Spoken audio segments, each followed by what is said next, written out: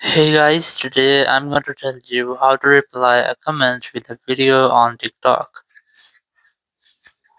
If you're using TikTok and you want to reply a comment with your video, so let's see how can you do that. You just have to simply open your TikTok app and here just go to the video which you have a comment. So let's say I'm going to select this one here and here's the comment, and now you just have to keep a long press on your comment and just scroll down and look for the option of reply with video.